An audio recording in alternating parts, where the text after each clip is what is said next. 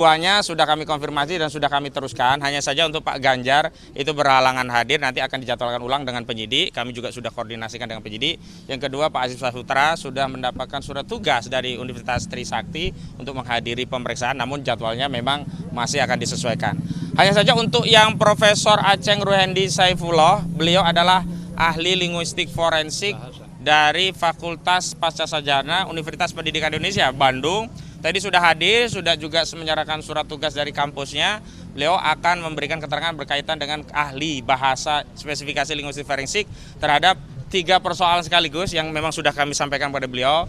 Pertama, apakah pertanyaan-pertanyaan seputar ijazah Joko Widodo yang sempat ditanyakan oleh klien kami yang hari ini pejuang-pejuang kita mendapatkan status tersangka, termasuk Pak Roy, Pak Rismon, Bu Tifa, Bu Kurnia, Pak Rustam, juga Pak Rizal Fadilah yang bertanya baik ke Yogyakarta maupun ke Solo pada tanggal 15 dan 16 April 2025 yang lalu, itu termasuk tuturan atau ujaran yang masuk kategori dapat dipidana. Nah, walaupun kami sudah mendapat penjelasan bahwa tuturan-tuturan itu bersifat mempertanyakan, jadi tidak mungkin bisa dikualifikasikan sebagai suatu pidana. Dan saat itu sebenarnya pertanyaan-pertanyaan itu sebenarnya simpel bisa dijawab oleh saudara Joko Widodo ketika datang ke Solo dengan menunjukkan ijazahnya, maka akan selesai. Namun sayangnya saat itu saudara Joko Widodo menyampaikan kepada klien kami, tidak ada kewenangan kalian menanyakan ijazah saya, tidak ada kewajiban kami untuk menunjukkan ijazah yang saya miliki. Nah, karena itulah kemudian pertanyaan-pertanyaan ini tidak terjawabkan. Maka masuk kepada peristiwa yang kedua. Peristiwa kedua yaitu apa? Ya ini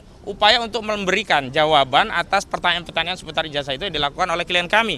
Baik Pak Roy Suryo dengan pendekatan ELA-nya ya, Error Level Analysis, juga kepada juga oleh Dr. Rismon Syani Paresolan dengan kemampuan digital forensiknya, termasuk oleh Dr. Tifauzia Tiasuma dengan keahlian fisiologinya untuk menganalisa sejumlah dokumen-dokumen yang dimiliki, yang diklaim itu milik Joko Widodo. Apa itu? Jadi upaya untuk melakukan penelitian sejak ada upload dari kader PSI bernama Dian Sandi, yang menurut keterangan Dian Sandi ini adalah asli ijazah Joko Widodo. Nah, itulah yang kemudian diteliti. Dan yang kedua juga ada objek yang diteliti, yakni objek yang dipamerkan oleh Dekan Fakultas Kehutanan Bapak Sigit Sunarta yang itu diklaim sebagai milik Joko Widodo. Termasuk yang terakhir adalah karena ada primary evidence, yakni bukti dokumen berupa skripsi yang ditunjukkan langsung kepada klien kami Pak Roy Suryo, yang itulah kemudian dijadikan bahan. Nah, pertanyaan kami secara linguistik forensik nanti akan dijawab melalui keterangan adalah apakah melakukan penelitian dan kemudian mendapatkan kesimpulan bahwa dokumen itu secara saintis disimpulkan sebagai palsu dengan pendekatan ungkapan hiperbola ya, seperti 99,9% palsu, atau Bung Rismon Syanipar menyebut dengan 11.000 triliun palsu, itu adalah masuk kategori ujaran atau tuturan yang mengandung pidana. Nah, nanti akan dijelaskan itu tidak termasuk, tetapi rinciannya akan dijelaskan pada penyidik. Dan yang ketiga adalah melakukan amplifikasi. Kalau amplifikasi itu adalah ketiganya ya, baik di klaster 1 dan klaster 2 itu dua-duanya maksud saya, itu sama-sama mengamplifikasi hasil temuan itu, menyampaikannya kepada publik dengan harapan setelah muncul penelitian dan diamplifikasi disampaikan publik, ada challenge, ada penelitian pembanding yang setidaknya mengcounter atau bahkan bisa membatalkan kesimpulan akhir. Tapi faktanya sampai hari ini tidak ada penelitian yang bisa mengcounter, apalagi membatalkan kesimpulan yang sudah dibangun oleh Dr. Roy Suryo dan Dr. Rismon Syanipar, sehingga tidak ada suatu kesalahan apapun bagi sebuah penelitian yang menyampaikan hasil penelitiannya, kendati kesimpulan itu tentu tidak menyenangkan Joko Widodo. Nah, karena itu yang terakhir saya menghimbau kepada saudara Joko Widodo, janganlah menghabiskan waktu, pikiran, dan tenaga, bahkan kondisimu yang masih sakit, untuk keliling ke 38 provinsi atau keliling ke 514 kabupaten ataupun kota, bahkan menyambangi 7.000 kecamatan. Cukup datang ke pengadilan di Surakarta atau cukup tunggu nanti di persidangan pidana. Tapi yang jelas di pengadilan Surakarta itu sudah jelas ada agenda pembuktian yang semestinya tergugat dalam hal ini Joko Widodo bisa datang memberikan buktinya untuk mengkonfirmasi bahwa ungkapan yang dia menyatakan akan menunjukkan ijazahnya kalau diminta hakim itu bisa dibuktikan, bukan omon-omon, bukan pembohongan publik, tapi faktanya ternyata itu tidak juga dilakukan. Kalau dalihnya ijazah itu disita oleh Polda Metro Jaya, yang jelas Joko Widodo sempat menjanjikan ijazah SD, SMP, SMA sampai S1 akan ditunjukkan. Nah, setidaknya masih ada ijazah SD dan SMA yang bisa ditunjukkan di Solo, karena yang disita hanya S1 dan S2. Dan yang jelas semestinya bisa ya penyidik mengantarkan ijazah itu sebagai sebagian dari upaya pembuktian Joko Widodo di Pengadilan Negeri Surakarta untuk membuktikan bahwa ijazah itu apakah bisa dibenarkan setelah ada pembanding dari Pak Taufik dan kawan-kawan yang melakukan gugatan begitu. Bukan kemudian dengan dalil itu sedang disita tidak bisa ditunjukkan. Padahal sebelumnya ketika gelar perkara khusus toh ternyata bisa dibuka segelnya, bisa ditunjukkan barangnya. Kenapa untuk kepentingan pro justisia itu tidak dilakukan? Sederhana saja, kalau 5 penyidik saja bisa mengantarkan Eli Danati, Egy Sujana dan juga siapa? Damai Ari Lubis datang ke Jokowi ke Solo minta pengampunan dan mendapatkan hadiah SP3, tentu saja sangat mudah bagi penyidik untuk mengawal bukti itu untuk ditunjukkan ke pengadilan. Kalau benar pertama Joko Widodo konsisten dia akan menunjukkan ijazahnya di pengadilan. Kalau benar yang kedua konsisten bahwa ijazah itu tidak bermasalah. Nah, karena berbelit-belit tidak pernah mau ditunjukkan, tidak juga pula dibawa ke pengadilan, maka jangan salahkan seluruh rakyat, bahkan dibenarkan seluruh rakyat kalau hari ini makin meyakini ijazah saudara Joko Widodo itu palsu. Begitu. Bahkan meminjam ungkapan Rismond Sianipar, boleh jadi rakyat pun mengatakan 11.000 triliun persen palsu. Itu pengantar dari saya. Ada dari Mas Roy dulu, silakan. Oh, ada pertanyaan?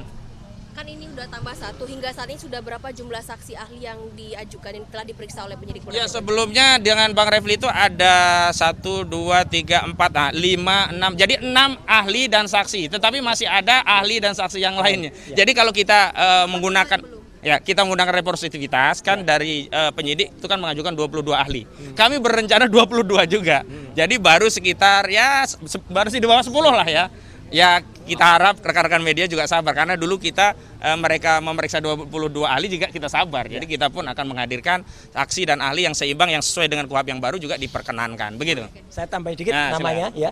Jadi selain Prof Aceng, hari ini juga ada saksi ya. Saksinya antara lain ada di sini tentu teman-teman sudah ada yang pernah mengenal dan melihat, namanya Mas Michael Benyamin Sinaga, pemilik podcast Sentana. Kemudian Pak Janes Yaan. Terus ada yang menarik, ada yang namanya Krishna Murti. Ya, siapakah dia? Nanti akan ada. Ya, gitu. Ada beberapa saksi tambahan dan kemudian nanti ahli. Saya tambahkan dikit dari Bang Aka tadi, ahli yang kemudian sempat diperiksa adalah juga Prof Henry Subiakto, kandidat Dr. Didit Wijayanto, kemudian Prof Hamidah yang saya mendampingi sampai dengan malam hari ya, hari Jumat itu sampai dengan jam 9 malam. Jadi intinya itu, dan tadi saya ingin mengklarifikasi karena ada hoax yang di luar bahwa Bang Aka, Bang Gafur ini bukan lagi kuasa hukum Roy CS, saya pastikan itu hoax ya. Apa yang diceritakan Bang Aka tadi ya, termasuk Bang Asam, itu adalah kuasa hukum kami semuanya. Ada surat kuasanya, clear. Dan yang diceritakan adalah peristiwa-peristiwa ketika Bang Rismond, Dr. Tifa itu memang masih menjadi kuasa hukumnya tim TAKA. Kalau dalam perkembangannya, saya akui memang ada kuasa hukum yang lain, nggak apa-apa. Ya, ada keterlibatannya nggak apa. Saya juga masih ikut dalam kuasa hukum dan itu biasa. Seorang prinsipal itu bebas. Ada kan teman-teman kan dengar juga, ada Prof Denny Indrayana, ada juga LBH Muhammadiyah. Ya, mereka ikut membersamai dan mereka tidak mempermasalahkan itu. Jadi clear ya. Nah, ini saya ingin tambahkan sedikit tadi apa yang diceritakan oleh Pak Ustadz Kosinudin ya. Jadi inilah bukti primary evidence yang juga dulu pernah saya tunjukkan. Inilah bukti yang benar-benar tidak hanya diperlihatkan kalau ini. Waktu itu saya pegang dan bahkan saya potret dengan kamera resolusi tinggi. Sehingga teman-teman bisa lihat bedanya antara kertas baru dan kertas lama. Kertas lama yang masih ketikan manual, di sini masih tertulis Dr.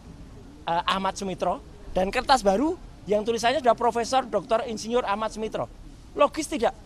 Kalau pada satu skripsi yang sama, ya bulannya November 1985, di mana Dr. Ahmad Sumitro waktu itu belum mengukuhkan atau belum dikukuhkan seorang guru besar, ya itu betul. Namanya doktor. Ketika dia sudah profesor, November 1985, padahal pengukuhannya adalah bulan Maret 1986. Jadi ini adalah lembar yang disisipkan. Makanya waktu itu Dr. Rismond mengatakan ini palsu, ya gitu. Saya juga menyampaikan ini jelas betul, kertasnya saja beda, ya. Jadi artinya itu bukti-bukti yang kemudian dikuatkan, termasuk juga keterangan dari Prof Henry Subiakto yang mengatakan kalau Undang-Undang ITE itu adalah untuk transaksi elektronik, bukan untuk pemidanaan urusan politik. Ya, itu clearnya ya. Jadi saya kira tambahan saya cukup itu, dan satu lagi sedikit mumpung saya juga hadir. Saya juga hadir selaku saksi dari peristiwa hukum yang dilaporkan oleh Mas Michael Sinaga, Mas. Siap. Nah, ketika melaporkan seseorang yang bernama Andi Azwan. saya menjadi saksi karena saya datang pada satu lagi, saat Pak. kejadian. Ya, satu Dan lagi. Joshua Sinambela. Ya, saya datang pada saat kejadian. Yang pertama saya ada hadir di salah satu TV yang studionya waktu itu ada di Sarinah. Tapi sekarang studionya udah pindah ke Ring 1. Ya, satu lagi yang studionya ada di Kebun Sirih. Ya, yang waktu itu saya juga hadir. Ya, gitu. Jadi intinya itu ya. Jadi kami saling membersamai, kami saling mendukung. Dan kalau ada satu rekan yang terkena musibah, bukan berarti kita ikut jadi korban kita melarikan diri, bukan. Ya kita semua kita semua mohon dipegang. Ini buka baju biar Kita Superman semua ini. satu Dadadeng, grup dadadeng, yang sama. dadadeng. Kita semua apa? Superman. Yaitu korbannya Mulyono. Jeng, jeng, jeng. Ini baju lama tapi aktual. Ya, korbannya Mulyono kita semua ada. Ya, saya kira itu ya. Mungkin Ya. ada tambahan Bang lain. Gafur.